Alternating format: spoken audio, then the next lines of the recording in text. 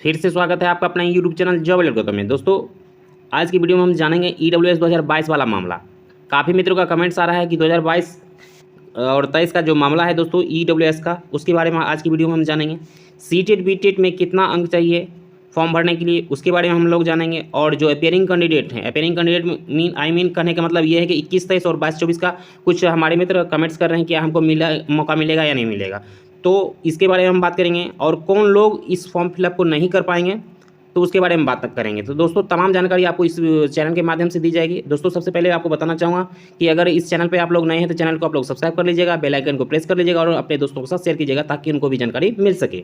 चलिए हम स्टार्ट करते हैं। सबसे पहले आपको बताना चाहूँगा कि सीटेट और बीटेट का जो मामला है, किनको कितना अंक चाहिए, ये फॉर्म भरने के लिए किनको कितना अंक चाहिए। तो सबसे पहले आपको हम बताना चाहेंगे कि आप सभी को पता है कि जब भी आप क्वालिफाई किए थे, चाहे बीटेट हो या सीटेट हो, तो बीटेट के लिए आपका बीटेट और सीटेट के लिए जैसे आपका दिव्यांग जने हैं, दिव्यांग जने के लिए उनका जो पासिंग मार्क्स रखा गया था, उनको 75 नंबर रखा गया था। 75 अंक जिनको आ गया वो दिव्यांग जने, वो क्वालिफाइड हैं, वो भी फॉर्म फिलअप कर सकते हैं।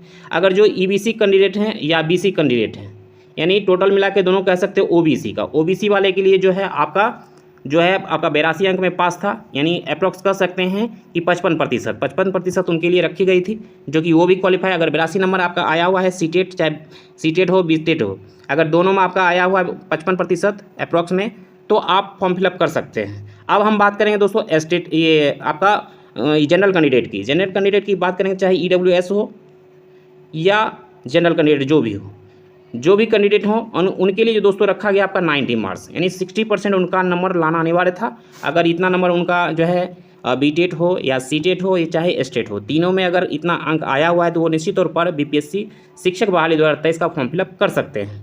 अब हम बात करेंगे दोस्तों EWS का मामला। सबसे पहले आपको हम ले चलेंगे अपेयरिंग कैंडिडेट का मामला को लेकर के। दोस्तों, मैं बताना चाहूँगा कि आपको पूर्व में ही नोटिस जो दी गई थी, विज्ञापन जो जारी की गई थी, विज्ञापन में ही स्पष्ट कर दिया गया था कि आपका शिक्षक प्रशिक्षण के वैसे अभ्यर्थी जो शैक्षणिक योग्यता आधारित करते हों, यानी प्रशिक्षित के वैसे अभ्यर्थी जो शैक्षणिक योग्यता आई मीन हम ये कह सकते हैं कि जो आप इंटरमीडिएट पास करते हैं, ग्रेजुएशन पास करते हैं, PG पास करते हैं, ये आपका एकेडमिक कोर्स हुआ और एकेडमिक कोर्स को ही शैक्षणिक योग्यता कहते हैं। और प्रशिक्षणिक की बात करें तो प्रशिक्षण जो पास करते हैं, चाहे BEd हो, DLED हो, चाहे आप ये कह सकते हैं BLED हो, ये कोई भी आप जो प्रशिक्षण प्राप्त करते हैं, ये आपका प्रशिक्षण हुआ और शैक्षणिक हो गया। एकेडमिक कोर्स यानी इंटरमीडिएट हो गया, ग्रेजुएशन हो गया, PG हो गया, ये सारे आपका शैक्षणिक हो गया, इसी को कहते हैं। चलिए हम बात करते हैं जो भी नोटिफिकेशन में लिखा हुआ है, जो अब आपका विज्ञापन में जो दिया गया है उसके बारे में हम लोग विस्तृत रूप में जानते हैं। इसमें दिया हुआ कि शिक्षक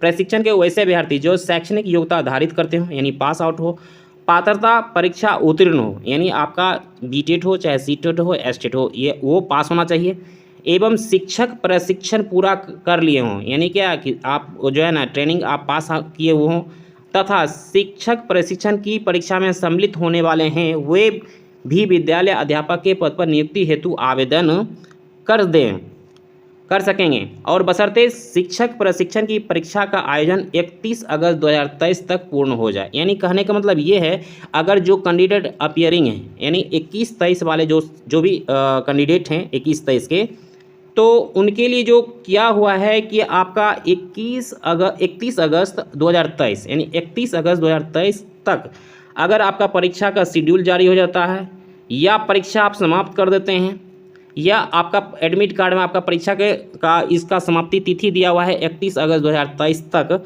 आपका पूर्ण हो जाता है, तो आप अगर रिजल्ट आ जाता तो आपका बेहतर है। अगर 31 अगस्त 2023 से पहले आपका क्लियर हो जाता है तो निश्चित तौर पर आप फॉर्म फिलअप कर सकते हैं। या आप ये भी कर सकते हैं कि जो परीक्षार्थी ये आपका परीक्षा देने के बाद परीक्षा आपकी हो चुकी है और रिजल्ट का इंतज़ार करते हैं, तो वो भी आप जो है फॉर्म फिलअप कर सकते हैं। हाँ, अगर बात करेंगे 22-23 की, 22-24 की, जो भी 22-24 के कैंडिडेट हैं उनका सत्र पूरा नहीं हुआ है, चूँकि ये इनका एक ही साल पूरा हुआ है, इनका दूसरा साल 2024 में इनका पूरा होगा, इसलिए ये फॉर्म फिलअप नहीं कर सकते हैं। जो भी 21-23 के कैंडिडेट हैं और इनका सेशन पूरा हो चुका है, सिर्फ परीक्षा बाकी है, या परीक्षा हो चुकी है या रिजल्ट का इंतजार कर रहे हैं, तो वो निश्चित तौर पर अगर 31 अगस्त 2023 से पहले तक में उनकी परीक्षा हो जाती है और रिजल्ट आ जाती है, तो निश्चित तौर पर ये फॉर्म फिलअप कर सकेंगे। अब हम बात करेंगे, जैसे नीचे दिया हुआ है कि उन्हें ऐसी स्थिति में 31 अगस्त 2023 तक भाग लेने का प्रमाण यथा एडमिट कार्ड एवं परीक्षाफल सहित प्रशैक्षणिक अर्हता संबंधी सभी आवश्यक प्रमाण पत्र की मूल प्रति आयोग के द्वारा सत्यापन हेतु मांगे जाने पर स्वसमय उपलब्ध कराना होगा। अगर मान लीजिए आप परीक्षा दे दिए हैं और 31 अगस्त तक आपका परीक्षा कंप्लीट हो जाती है, तो उसके लिए आयोग ने ऐसा कहा है कि अगर आपसे मांगा जाएगा सत्यापन के समय कि हम कैसे समझेंगे कि आपकी परीक्षा 31 अगस्त से पहले तक हुई है, उस एवज में आपको एडमिट कार्ड आपको दिखाना पड़ेगा कि हमारी जो परीक्षा हुई है 31 अगस्त से पहले तक में हमारी कंप्लीट हो चुकी थी। ये आपको क्लियर कर दिया है।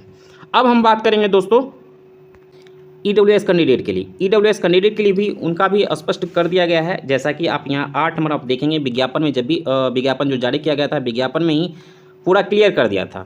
इसमें 8 नंबर में लिखा हुआ है कि आर्थिक रूप से कमजोर वर्ग यानी EWS का दावा करने वाले आवेदक बिहार सरकार की अधिसूचना संख्या 2622 दिनांक 26/2/2019 के आलोक में विहित प्रपत्र में सक्षम प्राधिकार द्वारा विहित वर्ष 2022-23 के आधार पर निर्गत संबंधी प्रमाण पत्र आपको देना होगा। यानी कहने के मतलब दोस्तों, इसका मतलब ये हुआ कि आपकी जो प्रमाण पत्र बनेगी, अगर EWS कैटेगरी में आते हैं और आपकी इनकम आय कम है, जनरल कैंडिडेट हैं, तो EWS के अंतर्गत आप प्रमाण पत्र बनाएंगे। प्रमाण पत्र आपका जब भी बनेगा आपका 2022-23 का आपका आधार माना जाएगा, लेकिन बनेगा 2023 और 24 का बनेगा। आपको एग्जाम्पल में हम दिखाना चाहेंगे कि जिस तरह आपका किसी कैंडिडेट का बना हुआ है, किसी अभ्यर्थी का बना हुआ है, उसका हम आपको दिखाएंगे।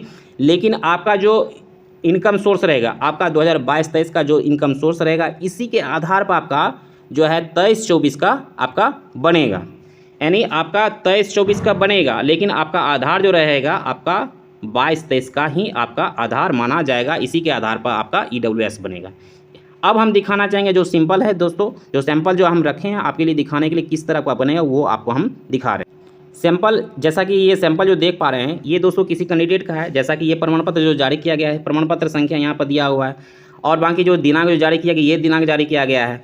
और दोस्तों ये जो आपका जो वर्ष रहेगा, ये 23-24 का तो आपका रहेगा ही, लेकिन वित्तीय वर्ष जो आपकी जो बनेगी, आपका ये जो आपकी इनकम आय है 2022-23 का, 2022-23 के आधार पर ही आपका 23-24 का बनेगा। यानी 2022 के आधार पर ही 23-24 का बनेगा।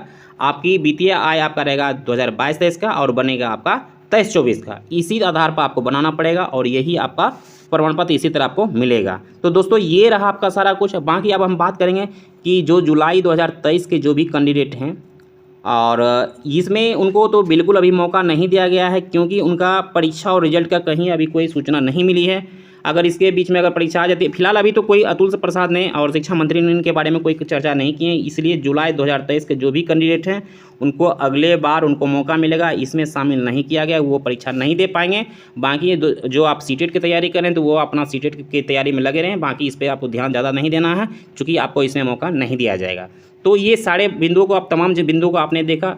तो दोस्तों इस वीडियो को हम यहीं तक रखते हैं। बहुत बहुत धन्यवाद।